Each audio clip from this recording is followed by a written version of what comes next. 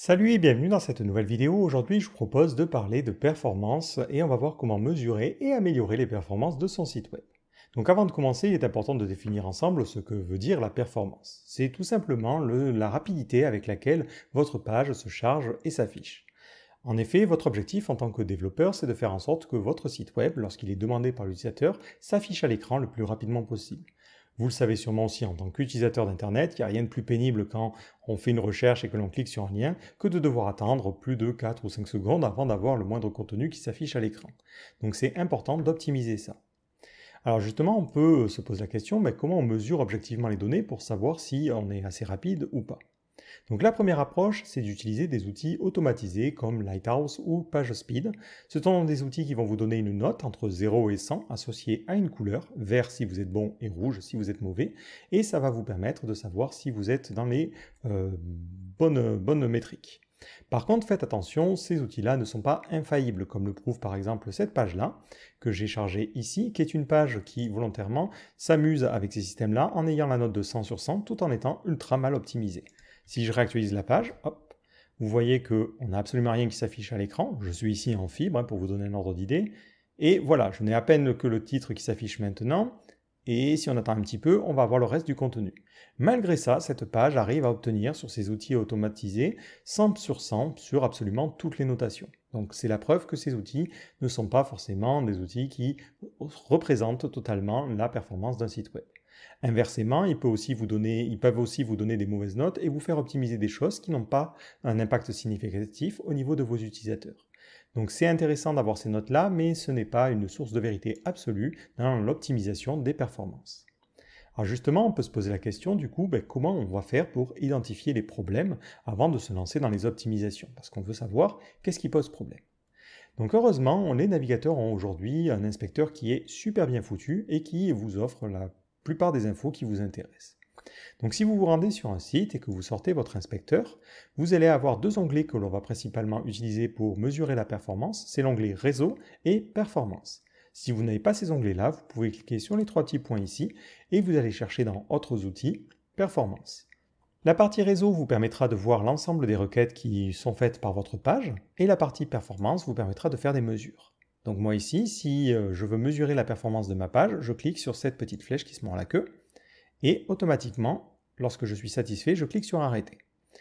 Vous pouvez cocher ici les captures d'écran et les signaux vitaux et ça vous montrera plus d'informations. La partie capture d'écran est intéressante parce qu'elle vous montre à partir de quel moment la page finalement commence à s'afficher et ça vous montre les différentes étapes de chargement. La partie Web Vitals va vous mettre les points clés qui correspondent à certains moments importants dans le chargement de votre page, comme le FCP, le LCP ou ce genre de choses. Alors ça, vous allez voir, c'est un enfer. Il y a beaucoup d'acronymes liés au chargement du site et on va en parler un petit peu plus tard. Mais voilà, ces acronymes-là, plus ils sont tôt dans le chargement de votre page, mieux c'est évidemment. Dans l'onglet réseau, ce qui va nous intéresser, c'est de voir déjà le nombre de requêtes. Si vous en avez beaucoup, c'est pas très bon signe. Vous avez en bas le nombre de requêtes, la quantité d'octets qui est transférée, compressée et décompressée, et vous avez le temps que ça a pris pour charger les différentes ressources. Vous avez la possibilité de filtrer, par exemple vous pouvez n'afficher que la partie JavaScript et ça vous montre la quantité de JavaScript qui est transférée par rapport au transfert total. Et le nombre de requêtes, et ainsi de suite, ainsi de suite. Donc ça c'est pas mal. Et ce qui va nous intéresser surtout au début, c'est la partie document. Donc document, ça représente le document HTML qui a été chargé lorsque vous avez chargé la page. Ce que vous pouvez faire aussi avec cet outil-là, c'est limiter votre connexion. Ça, c'est pas mal parce que quand vous voulez comparer des sites, ça permet d'avoir des comparatifs qui ne dépendent pas de votre vitesse de connexion. Si vous testez quelque chose en fibre et que quelqu'un fait la même chose en ADSL, on n'aura pas le même résultat. D'ailleurs, quand vous utilisez PageSpeed ou Lighthouse, c'est ce qui est affiché ici. Par exemple, dans le test mobile, il vous dit « je teste avec une connexion de 1600 kilobits par seconde et je teste en utilisant un navigateur qui est en Europe ». De la même manière, si vous voulez avoir une note, vous pouvez utiliser Lighthouse qui est ici, qui vous permet de générer un rapport, mais c'est sensiblement identique à ce que fait PageSpeed. Alors, maintenant qu'on a vu un petit peu ces différents onglets-là, on peut se poser la question de qu'est-ce qu'on doit chercher, justement, parce que là, ça nous donne peut-être un petit peu trop d'informations. Donc la première donnée intéressante, c'est le TTFB. TTFB, c'est le diminutif de Time to First Byte, ou le temps pour obtenir le premier octet. Donc ce TTFB, vous pouvez l'obtenir en regardant dans la partie réseau le document. Si je reviens ici sur GraphiCart, je vais dans Réseau, Je clique sur le document HTML et à ce niveau-là, à droite, j'ai la partie cascade. Donc cette partie-là me montre tout ce qui s'est passé pour le chargement de la page. Donc pour avoir ma page web, il se passe pas mal de choses. Donc d'abord, notre navigateur va faire une requête DNS pour obtenir l'IP du serveur auprès d'un serveur DNS. Ensuite, il va faire une connexion TCP. Si on a un système de certificats, on va avoir le système d'échange de certificats. Et une fois qu'on a tout ça, hop, on est maintenant connecté au serveur de GraphiCart. Et ce qu'il va falloir faire, c'est envoyer notre requête HTTP et ensuite recevoir une réponse. Et du coup, c'est à ce moment-là, c'est à la fin de cette petite barre verte que l'on reçoit le TTFB. Et après, on a une petite étape de chargement. Si je vous montre un site qui a un profil qui est légèrement différent, c'est Amazon par exemple. Donc je réactualise Amazon. Si je regarde ici la cascade, on voit que hop, on a un temps de chargement qui est beaucoup plus long. Mais ce n'est pas ce qui nous intéresse. Nous, ce qui nous intéresse vraiment, c'est cette partie TTFB. Donc dans le cadre d'Amazon, on est sur du 140 millisecondes à ce niveau-là. Là où sur GraphiCart, je me la pète un peu, on est sur du 48 millisecondes. Bon, forcément, c'est incomparable, c'est pas les mêmes pages et tout ça, mais idéalement, pour une page de taille moyenne, il faut que vous ayez un TTFB qui est sous les 100 millisecondes. Si votre page est un petit peu lourde, c'est le cas par exemple de e-commerce, sous les 200 millisecondes, c'est bien. Si vous êtes au-delà, ça commence à être un petit peu lent et c'est pas forcément optimal. Ce que vous pouvez faire, c'est vous baser sur des sites que vous connaissez. Prenez des sites qui ont des pages qui ont à peu près le même poids que les vôtres, parce que sinon vous comparez des pommes avec des oignons et ça n'a pas vraiment de sens. Et mettez-vous dans une connexion par exemple 3G lente et ça vous permettra d'avoir un ordre d'idée. Normalement, malgré tout, et je vais vous expliquer pourquoi, la taille de la page n'est pas censée avoir trop d'impact sur le TTFB. Donc là, on voit qu'on a 2,01 secondes dans le cadre de mon site. Et si je vais dans l'onglet réseau ici d'Amazon, dans le cadre de la 3G lente, on est sur du... Hop, on va le laisser charger. Voilà, à peu près 2,01 secondes. Donc vous voyez, ça n'a vraiment pas trop de différence entre l'un et l'autre. Alors justement, on peut se poser la question, comment est-ce qu'on optimise ce fameux TTFB ? Donc ces optimisations, elles sont faites essentiellement côté serveur, c'est pas avec du JavaScript ou quoi que ce soit que vous allez optimiser les choses, sauf si votre backend est fait en JavaScript, c'est vraiment la configuration de votre serveur et de votre code qui va influencer les choses. Donc la première chose que vous pouvez faire, c'est jouer sur le ping. Donc le ping, c'est une donnée qui est mesurée en contactant un serveur et en attendant la réponse de ce serveur. Ça permet de savoir combien de temps un serveur met à répondre. Donc lorsque votre serveur se situe loin de votre utilisateur, vous allez avoir un ping qui est important. Typiquement, si vous avez quelque chose qui est à l'autre bout du monde, vous pouvez avoir des pings qui sont autour de 200 millisecondes. Ça veut dire que pour envoyer un minimum d'informations, vous mettez déjà 200 millisecondes. Donc, essayez de faire en sorte que votre serveur soit plus proche de l'utilisateur. Si vous avez un site français, n'allez pas héberger votre serveur aux États-Unis et inversement. Pour améliorer ça, si vous avez un site qui fonctionne dans l'international, on peut penser à des outils comme Amazon typiquement, vous pouvez utiliser un CDN. CDN, c'est le diminutif de Content Delivery Network. Le principe, c'est plutôt que d'avoir un seul serveur, vous allez avoir plein de serveurs un petit peu positionnés partout dans le monde. Et lorsque l'utilisateur va dire « j'aimerais bien me connecter à graphicart.fr », plutôt que d'aller directement lui donner l'IP du serveur final, on va lui donner l'IP du serveur qui est le plus proche. Et c'est ce serveur-là qui va ensuite contacter peut-être le serveur original pour recevoir la réponse. Alors il faut savoir que le CDN va être particulièrement intéressant pour des ressources statiques, typiquement du JavaScript, du CSS ou des images. Pourquoi ? Parce que lorsqu'un utilisateur dit « j'aimerais bien avoir l'image de graphicart.fr », automatiquement ce serveur-là qui est le plus proche va faire une demande auprès de mon serveur original, va recevoir l'image et va dire « ok, maintenant cette image je la garde en mémoire » et lorsqu'un autre utilisateur va demander la même image, il pourra directement la renvoyer. Il n'aura plus besoin de contacter le serveur original. Ce qui fait qu'on a un serveur qui est proche de l'utilisateur qui est capable de délivrer les contenus rapidement.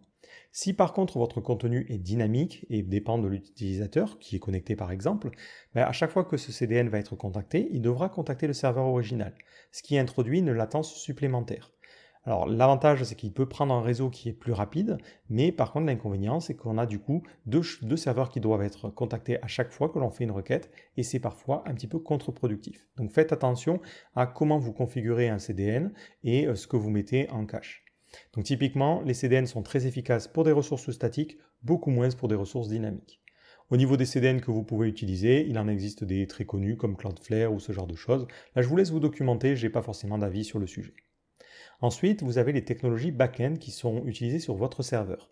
Typiquement, est-ce que vous êtes en HTTP1, HTTP2 ou HTTP3 ? Ces protocoles vont avoir des vitesses qui sont complètement différentes dans le temps de réponse. Donc si votre serveur est en HTTP3, c'est mieux parce qu'il peut répondre plus rapidement. Donc ça se gère directement au niveau de la configuration Apache ou Nginx et ça se gère normalement assez simplement aujourd'hui.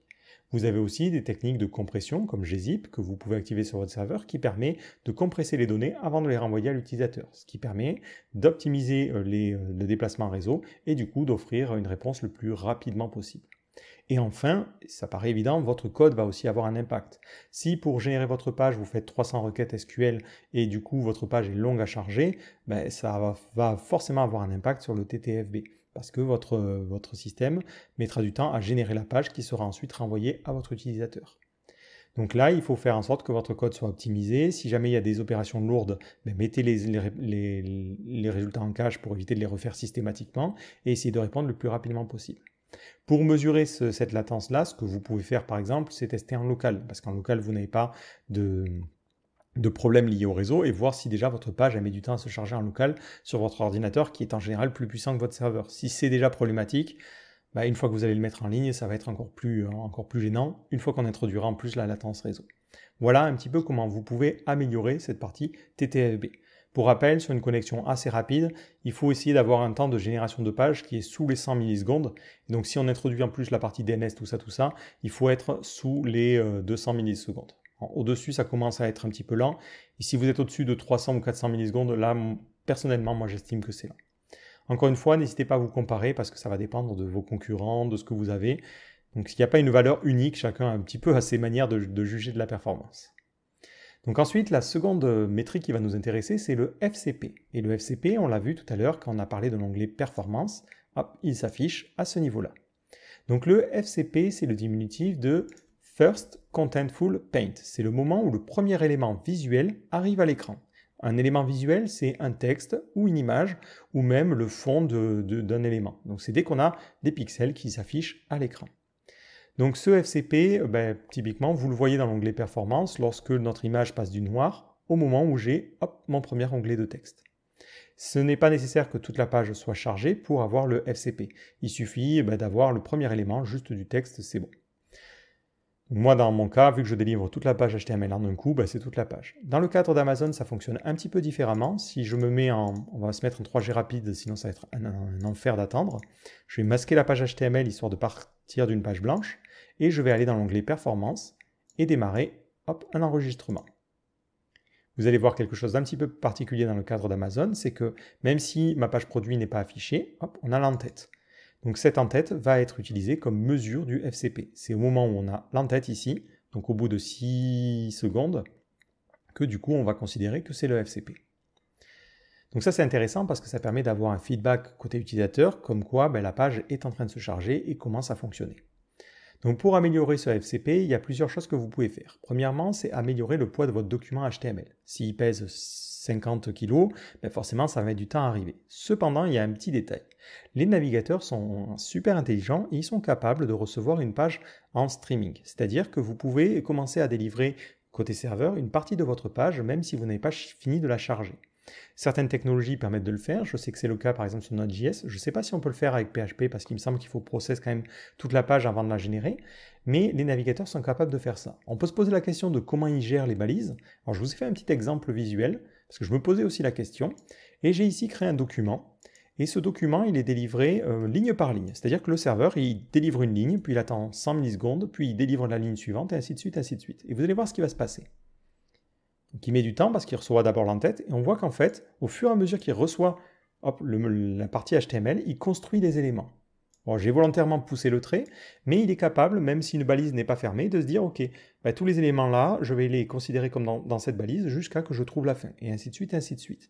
Donc même si votre page est très lourde, vous pouvez faire en sorte d'utiliser le streaming pour commencer à délivrer les premiers morceaux de votre page très rapidement. C'est typiquement, il me semble, ce que fait Amazon. Si vous regardez la partie réseau, vous allez voir que dans la partie cascade, on a un TTFB qui est très court, même si le temps de téléchargement de la page est long, parce qu'elle pèse quand même 232 kg.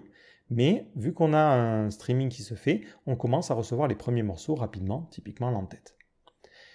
Ensuite, l'autre optimisation que vous pouvez faire, c'est éviter les ressources bloquantes. Lorsque vous avez du CSS ou du JavaScript en en-tête, du JavaScript qui n'est pas en mode defer, le navigateur va attendre de charger ce contenu-là, de le parser, avant de pouvoir afficher la page. Donc si vous avez un CSS qui est lourd, votre page ne pourra pas être affichée, même si l'HTML est totalement chargé, parce que le navigateur va attendre ce chargement-là. Pareil pour le JavaScript. Donc dans le cadre du CSS, idéalement, il faut essayer d'avoir le moins de balises possible, enfin de sélecteurs à l'intérieur. Alors ça c'est un peu difficile parce que typiquement les outils comme Lighthouse ou PageSpeed vous diront essayez d'éviter d'avoir des balises qui ne sont pas utilisées. Alors qu'en général, en tant que développeur, on a plutôt tendance à créer une feuille de style qui va servir pour tout le site. Ce que vous pouvez faire en revanche, c'est que si jamais vous avez des parties du site qui sont spécifiques, par exemple un forum ou une administration, ne chargez pas le CSS de l'administration sur la page publique, ça n'a pas de sens. Donc n'hésitez pas à morceler votre CSS pour avoir moins de CSS à charger pour que la page s'affiche. Côté JavaScript, les conseils sont beaucoup plus simples. Vous avez un attribut que vous pouvez utiliser, qui est l'attribut defer, qui vous permettra d'exécuter le JavaScript qu'une fois que la page HTML est chargée. Donc ça vous permet de ne pas bloquer l'affichage de la page, tout en permettant au navigateur de commencer à charger le JavaScript. Donc je vous conseille d'utiliser cet attribut pour absolument toutes les balises.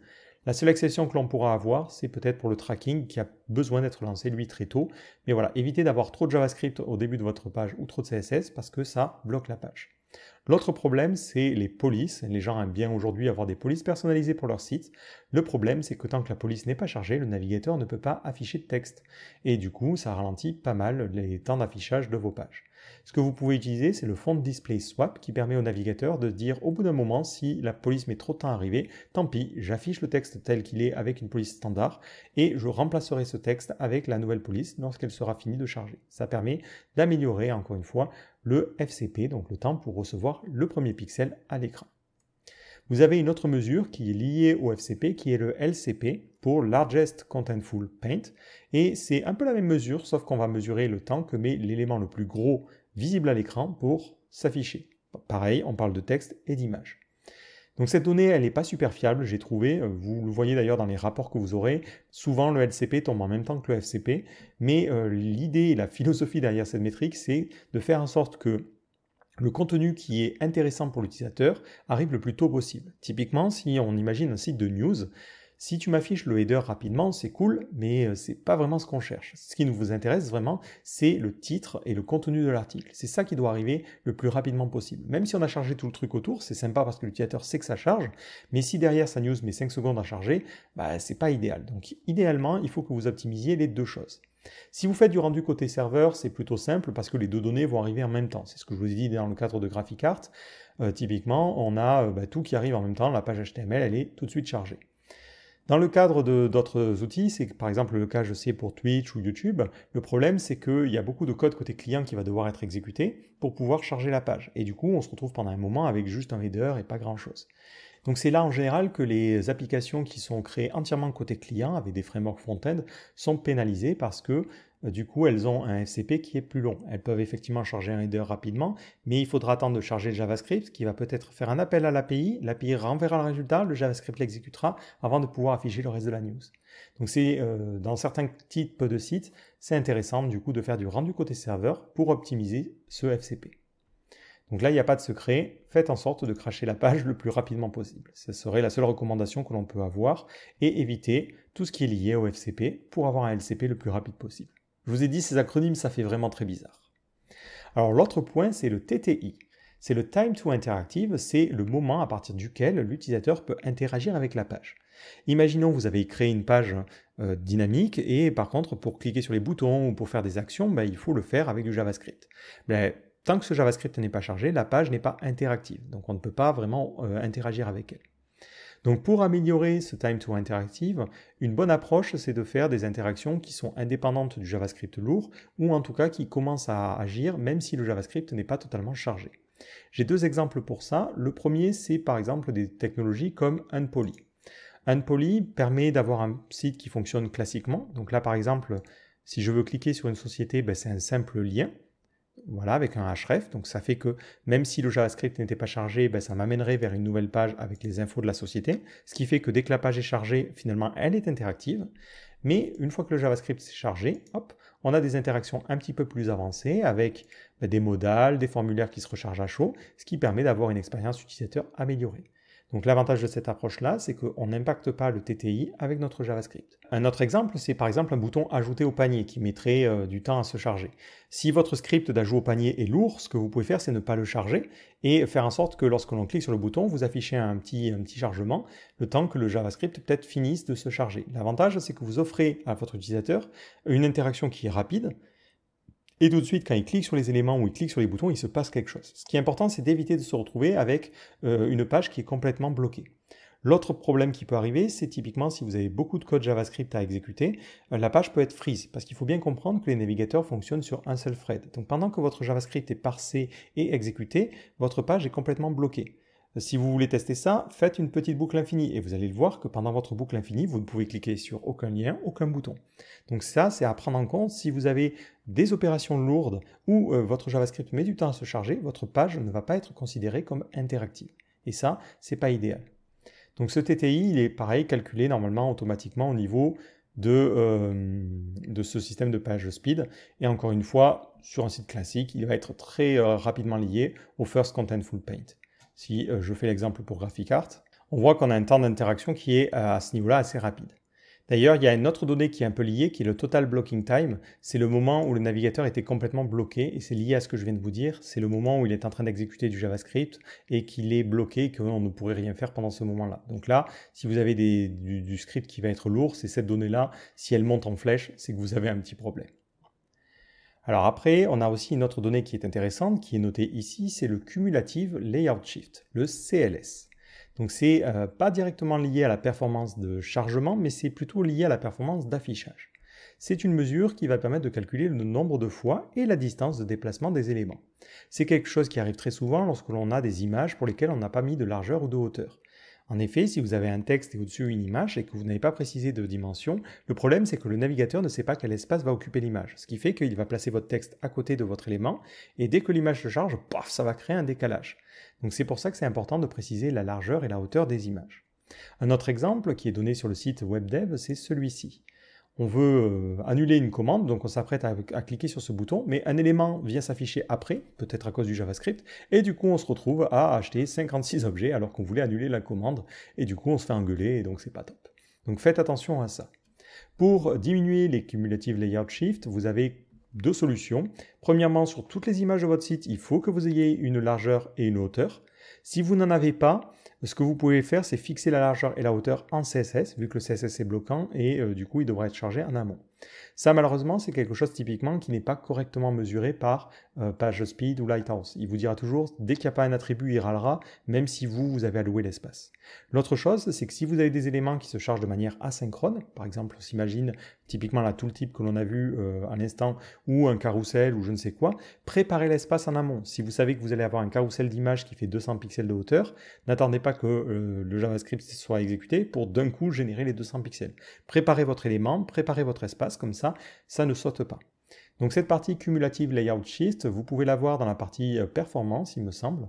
Donc lorsque vous êtes ici, vous voyez en petit en rouge ici les LS, donc c'est des Layout Shift qui se passent, et j'en ai deux dans le cadre de GraphiCart, et suivant le type de page que vous avez, ça peut être plus ou moins impactant. Donc là pareil, vous pouvez vous mettre en connexion très rapide, ça n'a pas d'impact. Pensez à réserver suffisamment d'espace pour voir les choses. Voilà, donc on va faire ça. Voilà, parce que c'est forcément impacté par rapport à ce qui est visible à l'écran. Vous réactualisez. Et une fois que la page est chargée, vous pouvez regarder le nombre de fois que vous avez des layout shift. Et plus vous en avez, moins c'est bien. C'est plutôt simple pour le coup. Là où c'est vraiment problématique, comme on l'a vu dans l'exemple vidéo, c'est lorsque des éléments sont décalés en hauteur, parce que souvent, ça veut dire que l'utilisateur ne va pas cliquer au bon endroit et c'est très pénible. Donc l'autre point, en parlant aussi des images, c'est qu'il faut faire en sorte que les images soient optimisées. Alors en soi, moi je trouve que ce n'est pas forcément une métrique qui est vitale dans certains cas. Typiquement, si on a un site de news et que l'important c'est le contenu, que l'image se charge dans un second temps, c'est pas bien grave. Par contre, si les images ont de l'importance, il faut faire en sorte qu'elles s'affichent le plus rapidement possible. Alors pour cela, vous n'avez pas des millions de possibilités, il faut faire en sorte de les compresser et de les optimiser. Donc si vous voulez faire ça, vous avez des applications qui permettent de le faire, comme Squoosh et TinyPNG. Il est aussi important de comprendre la différence entre les formats d'images. Typiquement, pour des images qui ont des aplats de couleurs, un PNG sera bien meilleur qu'un JPEG. Et inversement, pour de la photo, un JPEG sera bien meilleur. Vous pouvez aussi utiliser des outils qui permettent de compresser les images à la volée lorsqu'elles sont délivrées, comme Glide, par exemple, qui est un truc en PHP. Vous avez des services tiers comme Cloudinary qui vous permet de le faire, et sûrement d'autres services dans les différentes technologies qui existent. L'avantage de ces technos, c'est que vous pouvez héberger l'image originale, et lorsque l'utilisateur demande « Tiens, je veux cette image en JPEG », automatiquement vous faites la conversion. Cette approche est intéressante parce que si jamais il y a de nouveaux formats qui sont créés, et typiquement aujourd'hui on parle d'AVIF ou de JPEG XL, vous pourrez reconvertir vos images et vous adapter et vous dire, ah ben si ce navigateur supporte tel ou tel format, dans ce cas-là je peux délivrer tel ou tel format, et toujours comme ça délivrer des images qui sont optimisées. L'autre chose à laquelle il faut faire attention, c'est la taille des images. Donc ne délivrez pas une image qui fait 1000 par 1000 si c'est pour la mettre dans un carré d'avatar de 100 par 100. Donc essayez de faire en sorte de délivrer une image qui correspond à la taille de votre illustration. Et vous pouvez utiliser les SRC7 et les images responsives pour ça. J'ai fait une vidéo sur le sujet que je vous invite à regarder si vous ne connaissez pas ça. Donc ça, c'est une partie qui est assez chiante à optimiser, mais c'est important de le faire, sinon vous avez des chargements qui sont un petit peu longs. Et en plus, des images qui sont grosses, ça entraîne du blocking time. Donc on revient sur nos petits acronymes, ça nous avait un petit peu manqué, on va maintenant parler de l'INP. Donc l'INP, c'est l'Interaction to Next Paint. Une fois que votre page est chargée, l'utilisateur il va interagir avec votre site. Et ce qu'on va mesurer, c'est la durée qui se passe entre le moment où l'utilisateur interagit avec la page et le moment où on a quelque chose qui s'affiche à l'écran. Donc typiquement, on a un petit exemple encore une fois sur web.dev qui est cet exemple-là. Un changement de couleur. On voit que dans le cas ici, on a un chargement qui est long, c'est-à-dire que l'utilisateur clique, puis il attend avant que son t-shirt apparaisse en vert. Et dans l'autre cas, on a une interaction instantanée avec un petit loader qui s'affiche. Donc ça permet à l'utilisateur de comprendre que son action a eu un impact. C'est là où les applications côté client ont un avantage par rapport aux applications côté serveur. Parce que si vous faites simplement du serveur avec de l'HTTP et une nouvelle requête qui est faite à chaque fois que vous faites une action, le problème c'est que les navigateurs, ils ne sont pas très bons pour vous indiquer qu'il se passe quelque chose. Et typiquement, on peut imaginer que quand on a cliqué sur le produit vert, ça recharge une nouvelle page. Le temps que la page se charge, il n'y a rien qui se change à l'écran. Donc c'est pour ça que c'est important de rajouter, même si j'ai dit tout à l'heure que le JavaScript, il faut les limiter, mais c'est important d'utiliser du JavaScript pour montrer à l'utilisateur qu'il se passe quelque chose à la moindre des actions. Et c'est ça que va mesurer l'INP. Donc, pour ceux qui ne jurent que par le côté serveur et ceux qui ne jurent que par le côté client, dans la réalité, si vous voulez une application qui soit correcte pour tous les types d'utilisateurs, il va falloir un petit peu mélanger les deux. Donc voilà pour les différentes métriques, justement, qui correspondent aux performances d'un site web. Alors, si on résume, on a d'abord le TTFB, c'est-à-dire de faire en sorte que la page HTML arrive le plus rapidement possible au niveau du navigateur pour que le navigateur puisse commencer à parser et à charger les choses rapidement.